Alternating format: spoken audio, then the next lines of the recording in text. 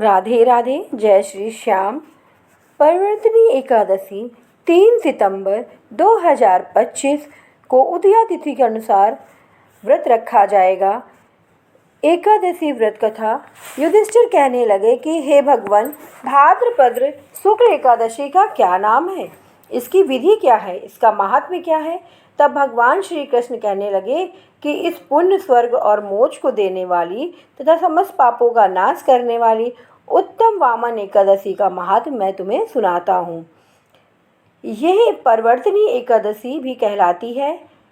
पापियों के पाप नाश करने के लिए इससे बढ़कर कोई भी उपाय नहीं है। जो मनुष्य इस एकादशी के दिन मेरी वामन रूप में पूजा करता है, उससे तीनों लोग पूज्य होते हैं।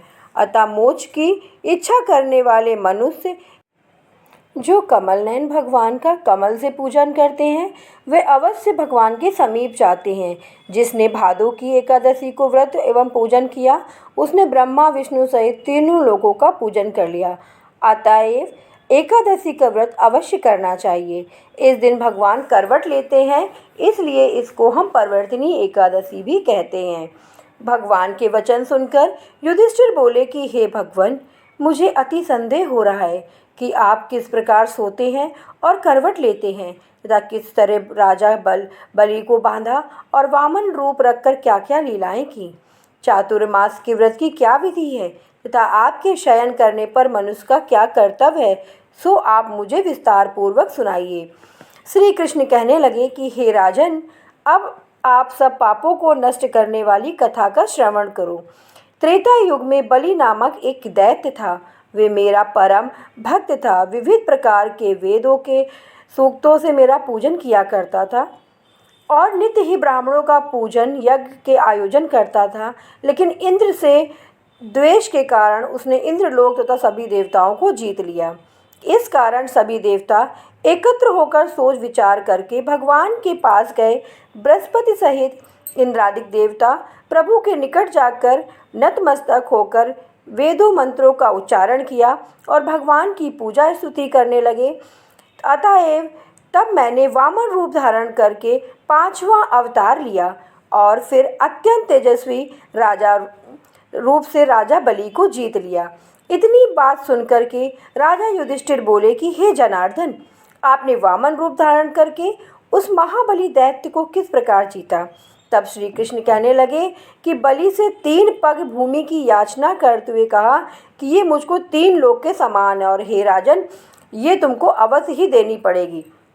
तब राजा बलि ने उसे तुच्छ याचना समझकर 3 पग भूमि का संकल्प मुझको दे दिया और मैंने अपने त्रिविक्रम रूप को बढ़ाकर यहाँ तक कि भूलोक में पद, भूर्वलोक में जंघा, स्वर्गलोक में कमर, महालोक में पेट, जनलोक में हृदय, यमलोक में कंठ की स्थापना कर सत्यलोक में मुख और उसके ऊपर मस्तक स्थापित किया।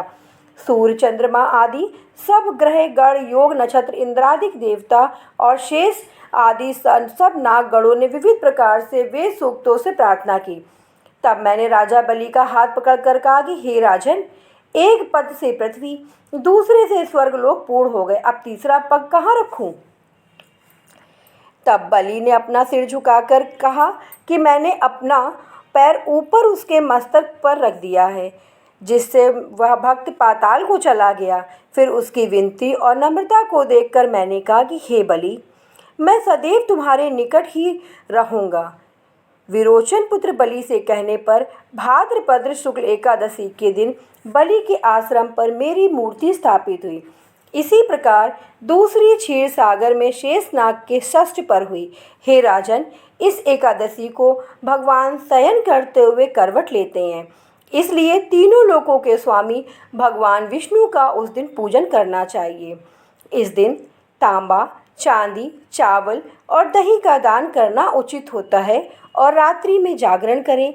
जो विधि पूर्वक इस एकादशी का व्रत करता है, उसके सारे पाप नष्ट होते हैं और वो व्यक्ति स्वर्ग में जाकर चंद्रमा के समान प्रकाशित होते हैं और यश पाते हैं।